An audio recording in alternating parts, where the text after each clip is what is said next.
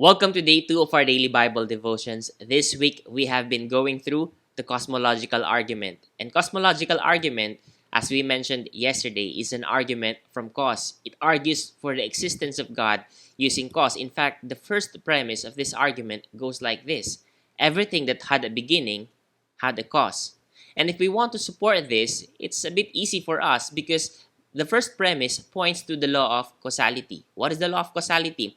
Law of causality is the fundamental principle of science.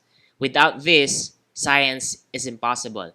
It was once said that true knowledge is knowledge by causes.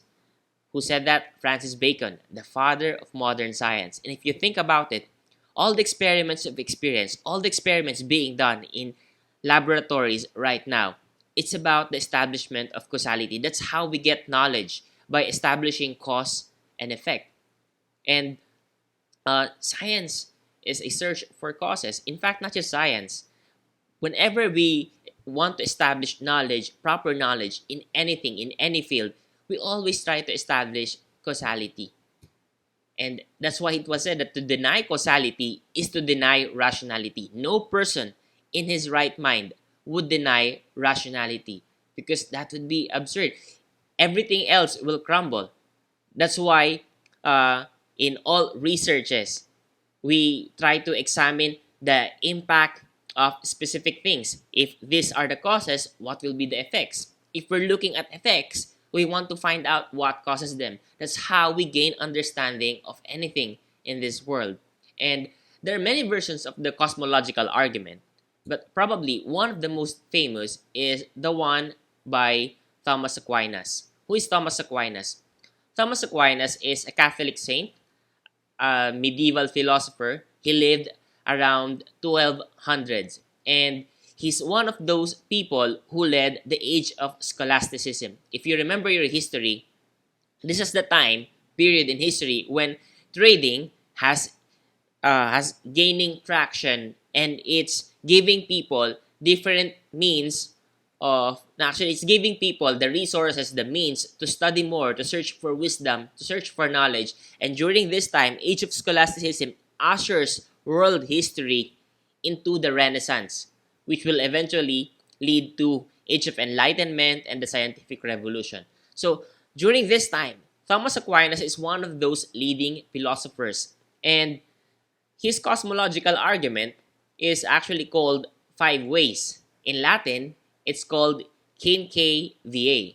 That's a literal translation for five ways. Five ways of what? It's five ways to prove God's existence. I imagine that. When I encountered this five ways by Aquinas when I was in college, it gave me a solid, a firm foundation of my newfound faith during that time.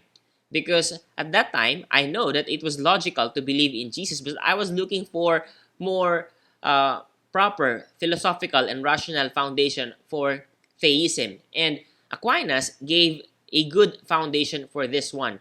And remember what we discussed about category mistake. If you want to validate something that appeals to our taste buds, then we have to taste it. If we want to validate something that appeals to our sense of hearing, like music, then we have to listen to it. If we want to validate something that appeals to our eyes, like food presentation or art, then we have to look at it, we have to examine it. Now, if we want to validate the existence of a God, a logical being, spiritual being, then we cannot insist on having empirical evidence for the existence of God. I need to see God. No, but how can you insist on seeing a spirit? No, so we cannot insist on empirical evidence. So we cannot insist on using observable experiments. So these five ways is not empirical. These five ways to prove God's existence is definitely logical because this abides by the proper category of what we're trying to validate, which is the logical existence of the logical God. So, Five Ways of God's Existence by Thomas Aquinas goes like this: that you can prove the existence of God through motion, by way of cause, by way of contingency, by way of degrees, and by way of design. So imagine that. if you've ever wondered if there's an evidence or a proof for the existence of God, Aquinas tells you that there's not just one, there's not just two, there are actually five ways to prove God's existence. Now, you must have recognized the word design, so that means that's a teleological argument. So we're not gonna discuss that. The argument, or by way of degrees, this is where we can derive also the argument from moral, or the argument from morality for the existence of God. So we're not gonna discuss that. What I highlighted is the argument from motion, from cause, and contingency, which constitutes the cosmological argument part of these five ways. So argument from motion simply says that everything in the universe is in motion. One motion leads to another motion. Imagine a domino. If you topple one domino, it will lead to a domino effect. And if everything that we see, all the motion that we see in the universe is like a domino effect, then what we need to do is to trace it back to the very first motion. Now, Aquinas says that it cannot go back to motion in infinity. No, he says that there must be a prime mover. And that prime mover points to God. That prime mover, that first mover must be God. If there's motion that started, then therefore there's someone who initiated the motion. Now remember the law of inertia. A body at rest will remain at rest, and a body in motion will remain in motion unless acted upon by an external force. So here, Aquinas actually draws from Aristotelian principle. Aristotle says that the natural state of all things is to be at rest.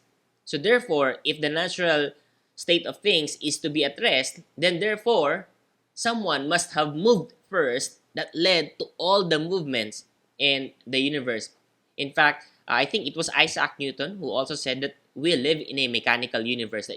If you observe, everything it's moving in a calculated manner, very mechanical. That's why we can see mathematics all around the universe, because we live in a mechanical universe, and all this motion, very precise, very mechanical. According to Aquinas, it was initiated by a prime mover, the first one that sets all this motion, which is God. And then the argument from cause, we have established already causality, and it's difficult for anyone to refute causality. Everything that happens has a cause. Now, if we want to trace the cause of something, like for example, like that domino or like the bird, it's like when a child asks you, so why did this happen? Why did this happen? Why did this happen? Who caused this? What caused this? Now, if you want to trace that back, Aquinas says you can't trace it back to infinity. There has to be someone or something that first caused all this. If we apply, for example, the Big Bang, there must be a cause for that hot and dense matter to explode, leading to the expansion of the universe to what it is now. And the expansion of the universe is observable even right now using powerful telescopes. So, argument from motion, argument from cause, argument from contingency says that what we see in the world right now are contingent things, contingent beings. Now, it can't be that everything that we see are contingent. Contingent means dependent. It can't be that everything is dependent without something or someone who is not contingent. Okay? If one thing is dependent on another, then another thing is dependent on another, then it can't be that everything is dependent. They're dependent on who? They're dependent on what? Then Aquinas argues that there must be someone or something that is not contingent. And that thing, that someone is God. Logically, it can only be God. Now, one firm counter-argument for this is infinity or eternality. And we're going to discuss and explore this tomorrow.